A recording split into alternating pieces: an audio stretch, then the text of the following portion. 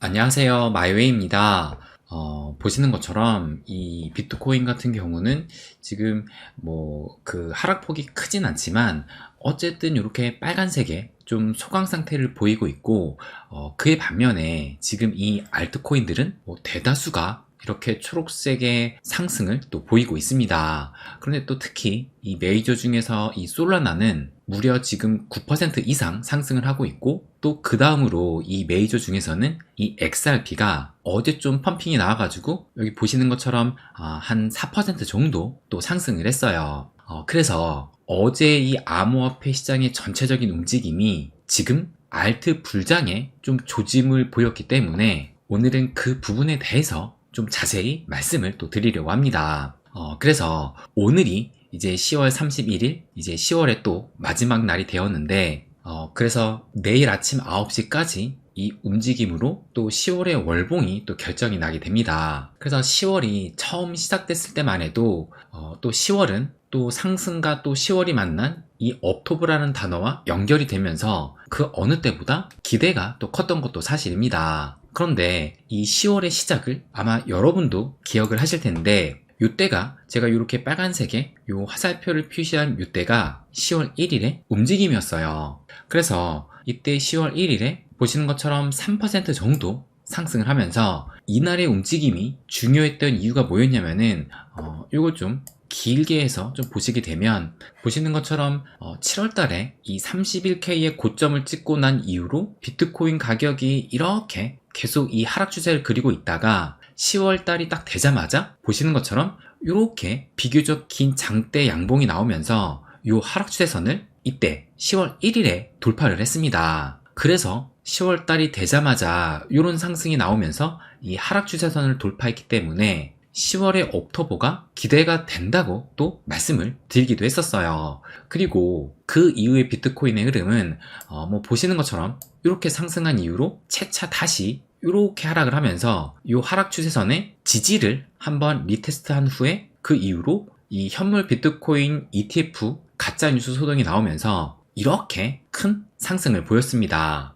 그래서 과연 이 10월 달에 업토버였던 이 성적이 어땠는지 한번 체크를 해보면, 보시는 것처럼 올해 10월 달은 비록 내일 아침 9시까지 좀 더 봐야 되긴 하지만 일단 현재 기준으로 보게 되면 10월 한 달 동안 28%나 상승을 했어요. 그런데 과거의 10월과 비교를 해보면 이때는 60%, 30%, 47%, 이때도 39% 정도 되니까 과거의 10월과 비교해서는 살짝 아쉽기도 합니다. 그런데 올해의 이 움직임 중에서는 1월 달에 무려 39%나 상승을 했었고, 그리고 3월 달이 22.9%로 이 10월 달보다는 작았기 때문에, 그렇다면 올해 중에서는 1월 다음으로 이번 10월 달이 가장 높았다고 볼 수가 있어요. 그래서 이 정도면 비교적 성공적인 옥토버였다라고 생각이 듭니다.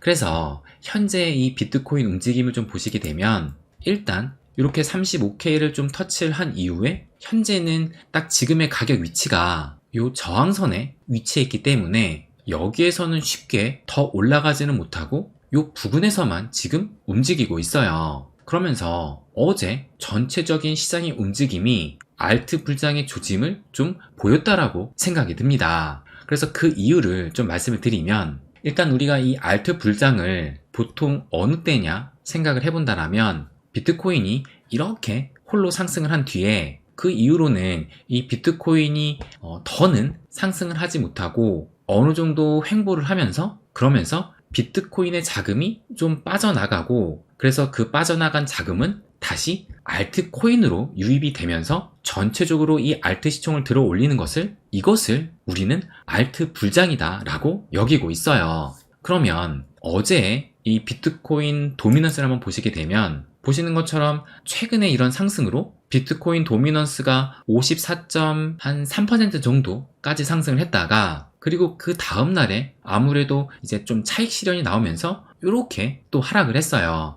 그러다가 또 3일간 이 비트 도미넌스가 살짝씩 오르더니만 어제 보시는 것처럼 좀 비교적 긴 음봉으로 비트의 도미넌스가 빠졌다라는 것을 또 알 수가 있습니다. 그리고 지금 현재까지도 조금씩 또 빠지고 있어요. 그런데 반대로 이 알트 시총은 어떠냐면 또 요걸 보시면 요게 이제 비트를 제외한 전체 암호화폐 시총, 그러니까 알트 시총이라고 볼 수가 있는 건데 요거를 좀 확대해서 보시게 되면 어제 비트코인의 도미넌스가 좀 빠지면서 보시는 것처럼 알트 시총은 이렇게 좀 더 상승을 했다라는 것을 또 알 수가 있어요. 그러면서 오늘 역시 살짝 더 상승을 보이고 있는 건데, 그런데 이 어제의 움직임이 중요했다라고 보는 이유가 뭐냐면 요것을 좀 더 시계열을 길게 해서 보면 요 알트 시총도 마찬가지로 요때, 그러니까 올해 4월 달에 이렇게 고점을 한번 찍고 지금까지 계속 이런 하락 추세선 속에서 움직이고 있었는데 어제의 상승으로 보시는 것처럼 이렇게 이 상승 추세선을 깨고 올라왔다라는 거예요. 그렇기 때문에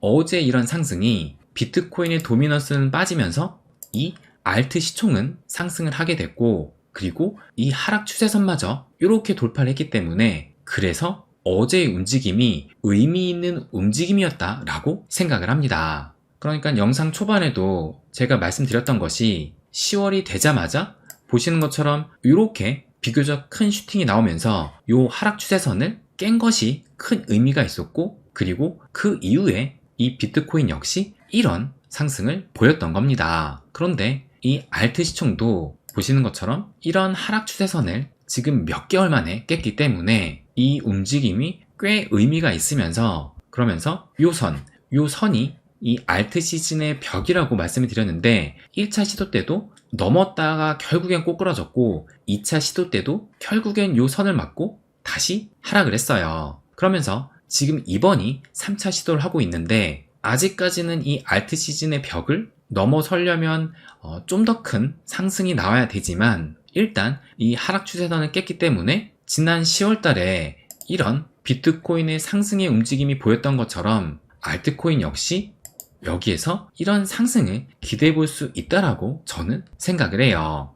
그래서 이 XRP도 한번 좀 말씀을 드리면 제가 계속 요 0.55달러 선이 중요한 자리다. 그 이유가 지난 7월달 이후 큰 하락을 한 이후로 요 0.55달러 선을 단 한 번도 시원하게 돌파한 적이 없었고, 그리고 올해부터 이어진 이 상승 추세선을 다시 지키면서 상승을 이어나가려면 요 0.55달러 선 위로 올라서야 된다라고 또 말씀을 드렸습니다. 그런데 어제 보시는 것처럼 3.9%, 그러니까 거의 4% 정도 상승을 하면서 현재는 0.57달러까지 상승을 했어요. 그래서 지금 이 0.55달러 선을 돌파를 하고 다시 요 올해의 상승 추세선 위로 현재는 올라선 상황입니다. 그래서 다음 저항으로 좀 볼 수 있는 요 0.65달러 선까지 좀 기대를 해볼 수도 있을 것 같아요. 그래서 어제 말씀드렸던 것처럼 11월에는 또 XRP만의 또 큰 이벤트가 있기 때문에 충분히 추가적인 슈팅이 나올 가능성은 열려 있다라고 생각을 합니다.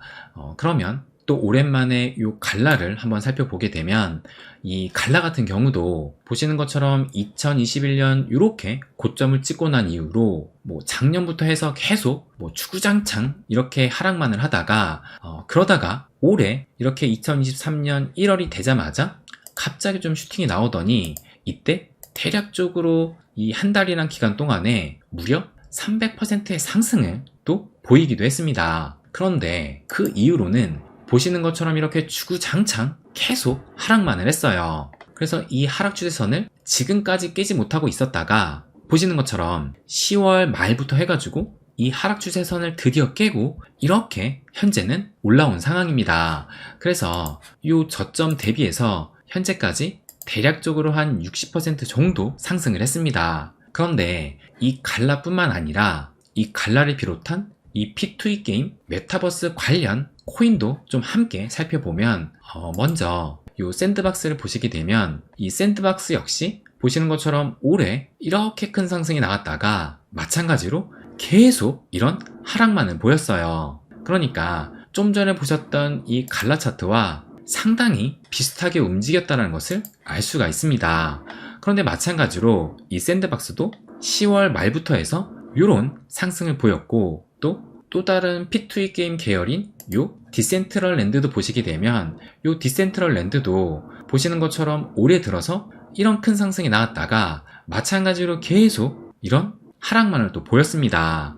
그런데 또 10월 말부터 해서 이 하락 추세선을 깨고 이렇게 상승을 했고, 그리고 또 P2E 게임 하면 이 엑시 인피니티를 또 빠뜨릴 수가 없는데, 마찬가지로 이 엑시 인피니티도 올해 들어서 이렇게 큰 상승이 나온 이후로 마찬가지로 이 하락 추세선 안에서 여태 움직이고 있다가 요 10월 말 이후로 요런 상승을 보였다라는 겁니다. 그러니까 지금 전체적으로 이 P2E 게임 관련 코인들은 비슷한 움직임 속에 차트를 그려왔다라는 거예요.